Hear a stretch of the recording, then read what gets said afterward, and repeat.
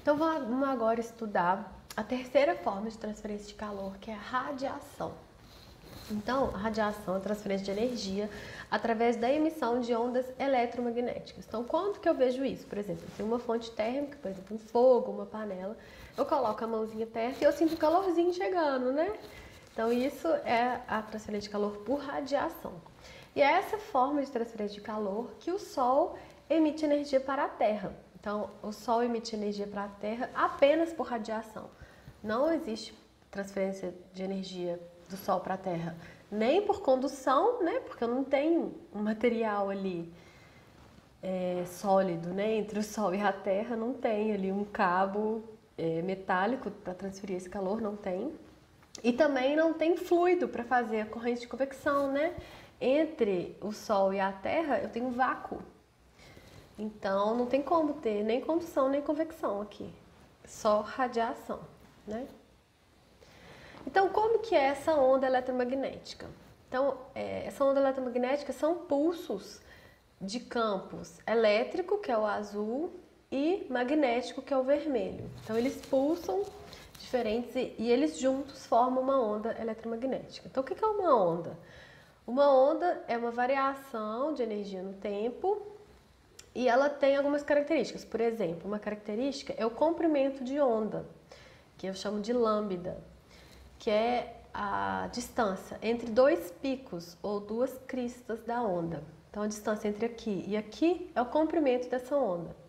Então, as ondas eletromagnéticas têm diferentes comprimentos de onda. Eu tenho vários comprimentos de onda diferentes, assim eu tenho várias ondas eletromagnéticas diferentes, né? Outra coisa importante é a amplitude, é a distância entre o ponto de equilíbrio e o ponto mais alto ou o ponto mais baixo dessa onda. A amplitude também pode modificar, ok? Então, gente, aqui eu tenho o meu espectro eletromagnético. Então, olha só o comprimento de onda. Então, essa onda aqui, a distância entre essa crista e esta, olha como é grande. Então, é um grande comprimento de onda.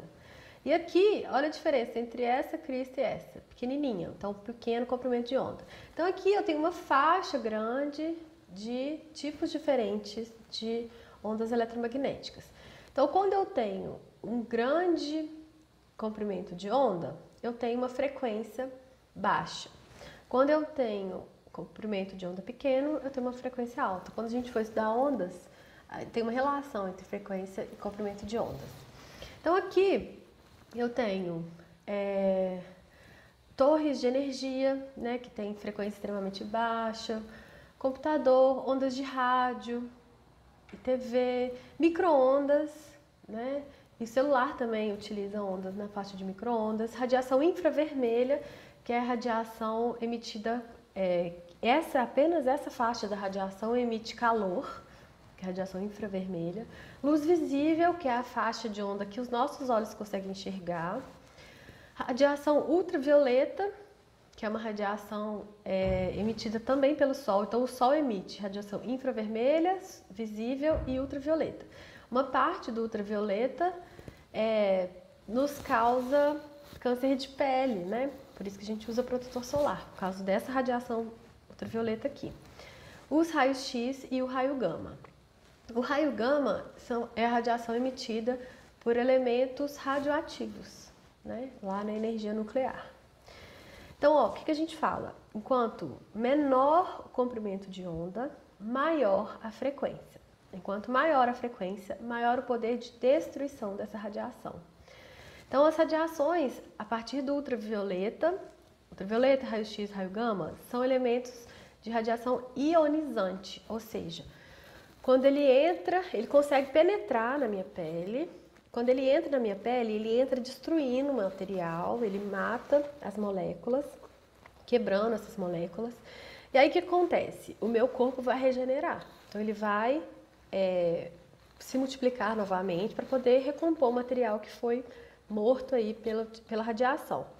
E aí, se eu recebo muito dessa radiação, o meu corpo ele tem que fazer essas multiplicações e regenerações muitas vezes.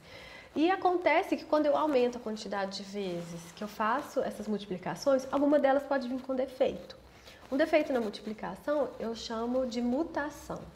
Se eu tenho muitos casos de mutação, eu posso ter um material com defeito, que eu chamo de câncer. Então, o que essas radiações ionizantes fazem? Elas matam a composição, né, da minha pele, dos meus tecidos, e assim faz com que eles tenham que se multiplicar mais, aumentando a probabilidade de ter mutação, e muitas mutações aumentam muito a probabilidade de ter câncer, ok? E as outras radiações são não ionizantes, ou seja, micro-ondas, infravermelho, luz visível, eles não conseguem penetrar na minha pele. Então, não tem perigo de ter câncer e tal. Ok? Então, a radiação emitida pelo Sol é nessa faixa daqui. Então, aqui eu tenho um desenho das ondas, ó. Que o comprimento de onda delas vai diminuindo, tá vendo? E como que a gente enxerga isso em cores, ok? Bom, esse processo de transmissão de calor, que é a radiação, primeiro, não depende da presença de um meio material, podendo ocorrer através do vácuo. Então, se eu tiver vácuo, com certeza a transferência de calor é só por radiação e não pelas outras. Segunda coisa importante, a transferência de calor por radiação geralmente envolve a faixa do espectro conhecida como infravermelho, que é o IV, né? Infravermelho, igual eu expliquei para vocês. Qualquer objeto libera energia radiante. Objetos a uma maior temperatura liberam mais energia radiante que objetos a uma menor temperatura. Então, isso aumenta exponencialmente. Então, o objeto acima de 0 graus absolutos, ele emite radiação. Então, todos os materiais, a gente está emitindo radiação. Enquanto maior a temperatura, maior a quantidade de radiação emitida. Isso aumenta exponencialmente. Existe uma câmera, que chama termocâmera, que consegue medir a radiação nessa faixa, né?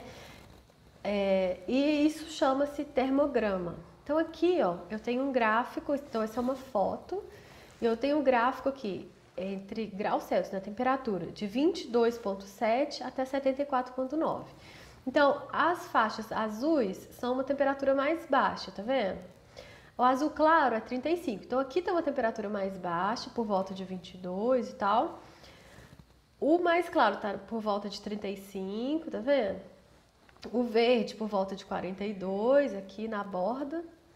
E o vermelhinho, ó lá, chegando a 70. Então aqui dentro tá 70, aqui fora que tem o copo, né? Tá 50 e poucos e tal. Então eu consigo medir a temperatura, né? Conseguir tirar uma foto e identificar qual que é o espectro de temperatura do material. Então isso é uma câmera que enxerga em infravermelho, né? Então isso pode ser usado na indústria. Então, por exemplo, quando a corrente elétrica passa por um fio, ela aquece esse fio. Então aqui, ó, eu tenho 3 fios. Um tá muito quente, mais do que o normal, tá vendo? Uma temperatura bem alta. E os outros estão com uma temperatura mais normal.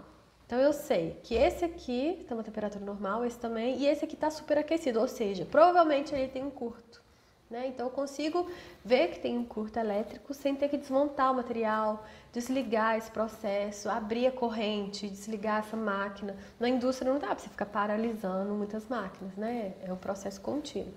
Então, o termograma ajuda na indústria. Então, aqui, ó, eu tenho 3 motores, então eu consigo medir a temperatura dele, ó, que tá 152,5 grau Fahrenheit, né? Consigo ver se ele tá funcionando bem, se tá funcionando bem, e olha o de lá, tá desligado, tá vendo? E a gente consegue ver. E aqui também eu consigo ver que esse e esse estão passando corrente bem e que esse aqui tá desligado, ó. Então, eu consigo ver qual que tá com falha, só pelo termograma. É utilizado na indústria. Você já viu quando você está com uma inflamação, você põe a mão, tá quentinho? Então a gente consegue identificar várias doenças. Então, câncer de mama, problemas digestivos, contusões, tal. Então, por exemplo, em atletas de alta performance, eles fazem um diagnóstico com termograma. Você consegue identificar qual parte está inflamada, né? Exatamente. Então é muito bom, olha só, a gente consegue ver exatamente o músculo aqui, tá vendo? Com esse probleminha e tal, uma dor vascular, então é bem interessante isso. Agora vamos ver outras aplicações interessantes das transferências de calor. Então, primeiro, garrafa térmica, todo mundo tem em casa. Então, olha só, a garrafa térmica, uma garrafa térmica boa, ela acontece o seguinte, dentro, quando você olha por dentro da garrafa térmica, ela é espelhada. Então, ela tem um pote espelhado ali dentro. Se ela for de boa qualidade, esse pote ele tem camada dupla, parede dupla desse vidro. Beleza. E por fora ele tem um plástico, né? E tem uma tampa interior e uma tampa exterior. Quando você desenrosca as duas ao mesmo tempo.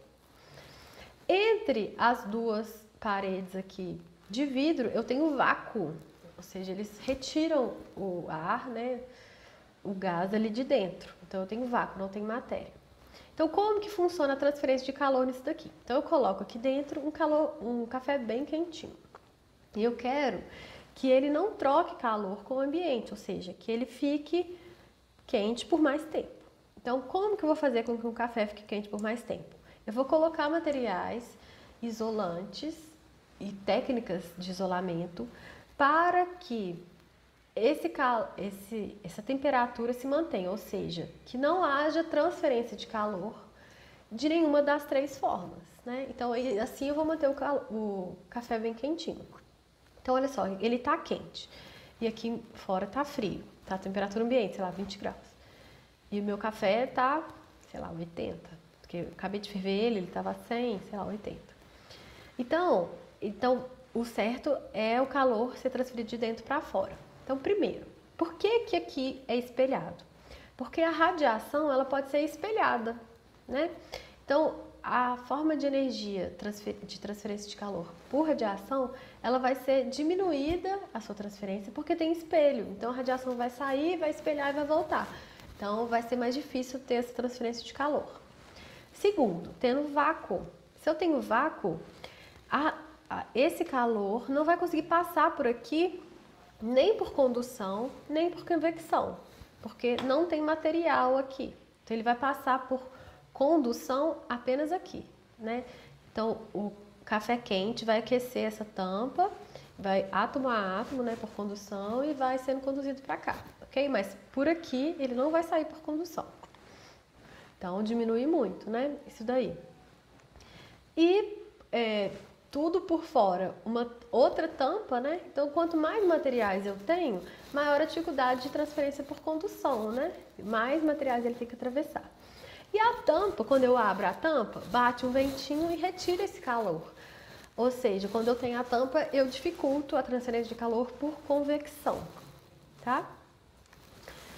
Uma outra aplicação muito legal, que já caiu algumas vezes no Enem, é o coletor solar. Então esse é um coletor solar plano, é um coletor solar de aquecimento de água, geralmente usada para banho. Então aqui é uma instalação do Minha Casa Minha Vida. Então eu tenho a placa, né, de coletor solar, um boiler ou um reservatório térmico, onde fica guardadinha a água quente. E aqui eu tenho uma caixa d'água com água fria, normal. Então vamos ver como que acontece, quais são esses materiais que formam isso daqui. Então embaixo dele aqui eu tenho uma caixa metálica. Nessa caixa metálica dentro vai ter geralmente uma manta, né, que é um isolante térmico. E depois eu tenho uma serpentina, que que a gente às vezes chama de flauta, que são vários caninhos, um de boa qualidade é de cobre, mas existem também de alumínio, que eles são colocados em paralelos e conectados em cima e embaixo, né? E aí eu tenho uma aleta, que é uma placa metálica pintada de preto, geralmente um material, uma tinta que não reflete bem, uma tinta fosca. E por cima eu tenho vidro, né, que vai fazer um efeito estufa ali. Então como vai acontecer isso? A radiação solar vai chegar na minha placa, passa pelo vidro. E aí ela encontra uma placa preta. A cor preta tem uma característica que ela absorve muito a radiação. Então, a cor preta vai absorver a radiação. E conectado nessa placa preta, eu tenho essa serpentina, essa flauta de metal. O calor vai passar da parte preta, que é a minha aleta, para a minha serpentina, por condução. Vai passar ali pelo cobre. Eu uso o cobre porque é um bom condutor de calor. E aí, dentro desse cobre, tem um caninho com água. Então, o calor vai passar da parte preta para o metal e depois para a água. Vai aquecer a água, ok? E aí, ela estando quente, ela vai começar a trocar calor. Eu coloco o isolante térmico para evitar que essa água quente, essa aleta, né, e a serpentina quente, troque calor com o telhado, né? Então, eu faço um isolamento aqui, dificultando a transferência de calor por condução, né? E em cima, o que acontece? Então, à medida que ele vai ficando quente, ele vai emitindo cada vez mais radiação. E o vidro, essa radiação, ela vai mudando de comprimento de onda. À medida que ela vai aquecendo, é diferente da radiação que chegou e que está saindo. Então, esse vidro é um vidro seletivo, ele consegue permitir com que a radiação entre, mas ele dificulta que a radiação saia, porque ela já mudou um pouquinho o comprimento de onda. Então, ela vai sendo refletida ali dentro, fazendo tipo um efeito estufa mesmo. Então, ali dentro vai ficando um arzinho quentinho entre a placa preta e o vidro. E ele vai mantendo esse calor por mais tempo. Por mais que aqui venta, né, retira um pouco de calor, mas o vidro dificulta que esse vento troque tanto calor como se ele não tivesse ali. Se o vidro não tivesse ali e o vento batesse justamente na placa preta, ia retirar muito mais calor do que eu tendo um colchão de ar quentinho e depois eu tendo um vidro, né? Então, usando todas essas técnicas, eu consigo dificultar a perda de calor por condução, por convecção e por radiação também. Então, esse é um coletor que pode ser bem eficiente, né? E ele consegue aquecer a temperatura até 60 a 80 graus Celsius, né? Bom, então vamos ver como que funciona esse coletor solar. Ele tem um movimento que parece muito com o movimento de convecção, que chama termosifão. Então, como acontece? Eu tenho uma caixa d'água com água gelada, que é a água da rua aqui. Aí a caixa d'água vem, joga a água dentro do boiler, na parte de baixo do boiler, ou meu reservatório, e aí tem uma outra saída dessa água fria e ela entra na parte de baixo do meu coletor solar. Então, na parte de baixo do coletor solar fica tudo com água fria. A radiação solar vem aqui e aquece essa água. Então, a gente já viu, por convecção, quando a água aumenta a sua temperatura, né, ou qualquer fluido, ele sobe por convecção. E a gente chama esse movimento de termosifão aqui. Então, ele vai subir pelo coletor naturalmente, sem bombeamento. Chega aqui em cima, tem uma saída só, que é a saída de água quente, ela sai daqui e vai para a parte de cima do boiler. Então, olha só, esse boiler, ele então tem água com várias temperaturas, embaixo mais fria, em cima mais quente, né? E a água para consumo, ela é retirada mais da parte de cima mesmo, né? E aí, com o tempo, passando o dia, né, e recebendo muita radiação solar, esse boiler, com o tempo, que vão ter trocas térmicas, né? Com o tempo ele vai ficando todo com a água toda quentinha, né? A água fria vai passando por aqui, aquecendo a água fria, e com o tempo ele vai aquecendo, né? Então é assim que acontece o aquecimento de água por energia solar. Isso quando eu tenho poucas placas, né? Poucas placas de coletor solar. Quando eu tenho muitas, aí realmente o meu sistema de termosifão não funciona muito bem e eu preciso de um bombeamento. Então, por exemplo, se eu quero colocar solar em todos os apartamentos de um prédio, aí eu vou precisar de muitas placas, né? Então, realmente, eu preciso de bombear. Mas, para uma residência em geral, eu uso termosifão, economizando energia elétrica, né? Bom, galera, era isso que eu queria falar para vocês. Espero que vocês tenham gostado. E encontramos na próxima aula. E a gente já vai entrar em termodinâmica, ok? Beijo pra vocês, bons estudos!